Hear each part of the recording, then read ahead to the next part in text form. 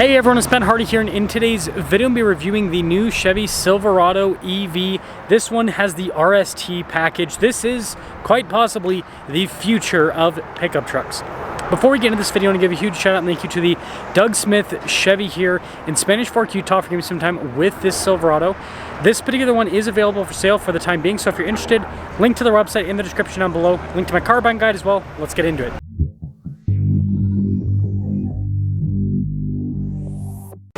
Let's start things off by going over the EV specs. We've got 754 horsepower, 785 pound-feet of torque, 440 miles of electric driving range, and a 244 kilowatt-hour battery pack, even bigger than what is in the Hummer EV craziness.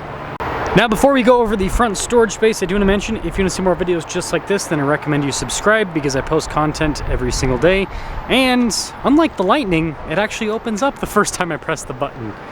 So you can see that it's not massive, but still has a front storage space. And you know, most vehicles, right, they've got an engine under the hood, so like this is just more practical than what you're going to see with pretty much everything else.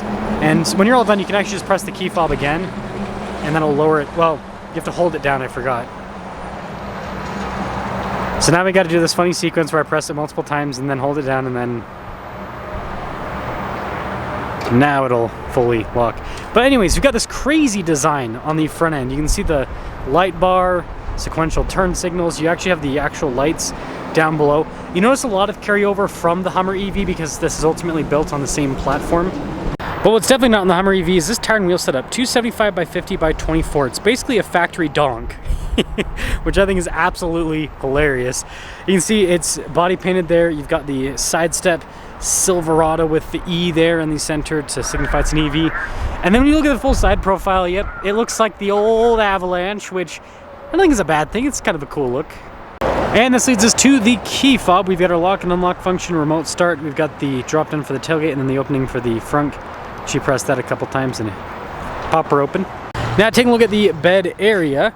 First off, you can see that this has basically a multi-pro tailgate, which I think is, I don't know, kind of a cool feature. And then plenty of bed space. So just like a regular pickup truck. And then you guys can see with all the little outlets here, gotta kind of reach a little bit to get under that. But yeah, quite a bit of space there. And then you can see tonneau cover from the factory with this as well. And then with the tailgate, it's super easy to lift back up. Pretty cool taillight design, I will say so myself. And then you can see RST down below, and also here's the taillight looks like when it's on. I've got the little bumper steps down below, got a receiver hitch there in the center, and well, that's the exterior, aka the future.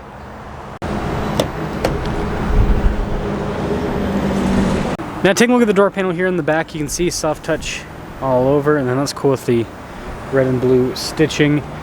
And then we've got the seats, which got a little headrest there, perforated all down the center portion.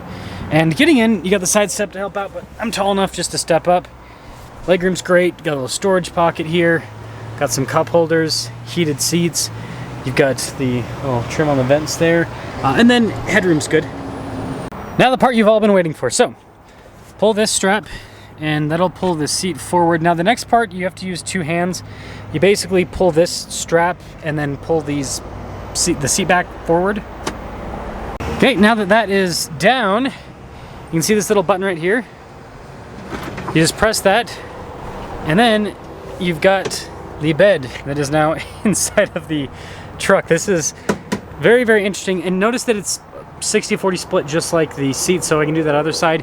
And then you also have these little detachment points, it looks like, for the window back here, so you've got that added utility as well.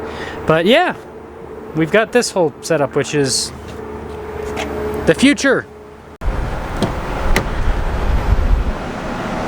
Now taking a look at the front door panel, same thing with the soft touch trim. We've got all of our window controls, front two are automatic. You've got the mirror adjustments, mirrors do power fold in, memory seats, blind spot monitoring with the mirrors. Interested to see the payload on this. 1543, so yeah, not too bad. What about the gross vehicle weight rating? 10,500. So this thing weighs 9,000 pounds. Here's the front seat. All the adjustments on the side. Pretty cool looking pedals down below. And then you can see here with the lane departure and all of that. Trailer brake control is also integrated from the factory, and that's cool with the vent design. Now it's one of those vehicles where you just pop in, put your foot on the brake, and then it starts up. Now taking a look at the steering wheel, you can see this one comes with Super Cruise, which is always a fun feature. Basically self-driving. Got a nice soft touch trim all around. You can see the red stitching down the center, RST logo. We have radio controls on the back of the steering wheel. You've got a regen paddle on the back on that side. And then practical controls in the front, including your heated steering wheel, stuff for the cruise. And then got a little turn signal winch wiper stock, and then this does have a column shifter. So full digital gauge cluster here in the center, which we can change what it shows, which is a pretty cool feature if you ask me. I like how quick it is with the loading up of everything. Now this does have a 360 camera system, really good resolution, and you can change the viewpoint that it shows there. Quite a bit of glare this morning, jeez. Now as for the rest of the infotainment system, if you've seen other modern Chevys, then you've seen this screen basically. So quick response time, and a lot of stuff is built into the screen. So for example, with the lights, if I want to adjust those, that is in the screen. So I hope you like the screen because you've got that. You also have the climate controls, heated and cooled seats, all of that integrated as well. But there is some physical stuff for the climate just down below. So I guess not everything's fully in here, but a lot of stuff is. And then even turning off the vehicle, you can see right there. And it won't focus. There you go, in the screen. Now I've got a wireless phone charging pad here, a couple cup holders, and then you can see the little storage there. Big center console. And then you can see first edition right there. Got nice stitching here on top as well. And same thing with the dash. A lot of materials remind me of what's in the Hummer EV. There's a lot of carryover. You see the storage there. Down below. Got a camera rear view mirror with this as well. And then you got a big glass roof. Now this leads us to the window sticker. So there's not really any options you can add to this. So after destination, $96,495. So this is a little bit less expensive than the Hummer EV, but again, very similarly equipped and more range. So let's drive it. Well, I guess we'll talk about visibility before we set off. Heads-up display over the hood. It's both the mirrors. There's the rest of the rear. It's actually pretty good. The back does kind of come up a little bit, but it's not bad at all.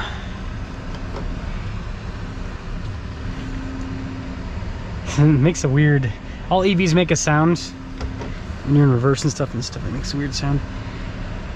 I will say right off the bat, 244 kilowatt hour battery pack. That is so big. I mean, just to give you guys an idea of the size. A lot of traditional hybrids, so we're talking about not even plug-in hybrid, traditional hybrids have a, roughly 1 kilowatt hour battery pack. So you could, with this battery pack in this truck, you could build 244 roughly traditional hybrids. Plug-in hybrids, 10 to 20 kilowatt hours.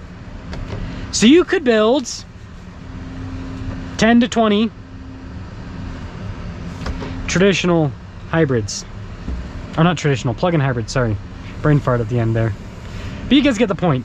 It's crazy just how, let's turn this down by the way, big the batteries are in these EV pickup trucks. I just don't know how this is going to be sustainable long term. I mean, they're going to have to do like major recycling and everything to, at least from my perspective, to make it work. When you look at the supply and everything of the materials to build a battery this big. But in terms of how it drives, very similar to the Hummer. And again, this is basically all, what General Motors is doing, which I think is smart, is they're just, rebadging their EV platform under different vehicles. So, the Silverado EV, the Sierra EV, the Hummer EV, they're all basically the same vehicle. Now, this has a much bigger battery pack, but still, in essence, it's kind of the same vehicle. Sorry, I just gotta see. Okay, so that one's closed. I think I can go down here though. What the heck, the turn signal canceled itself out instantly. That was weird. I do think it's a little bit of a dead end here, so.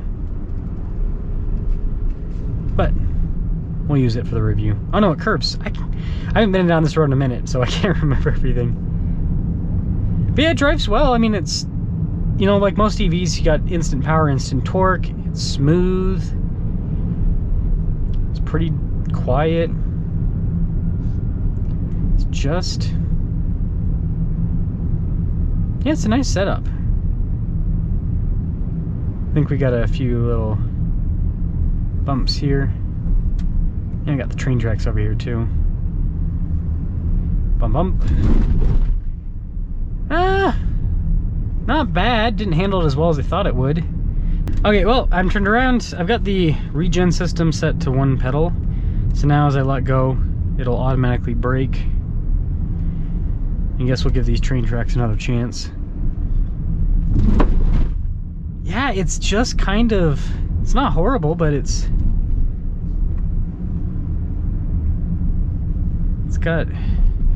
not floaty like the Hummer, I think. And I'm wondering if part of that is the massive wheels. I don't know. 24-inch wheels are huge. Yeah, I will say it's cool. We'll get an acceleration once we get it to the turn up here. So yeah, if you've had a chance to drive, yeah, it's right here. If you had a chance to drive the Hummer EV, you've pretty much driven this. And like I said, not quite as floaty as the Hummer though. But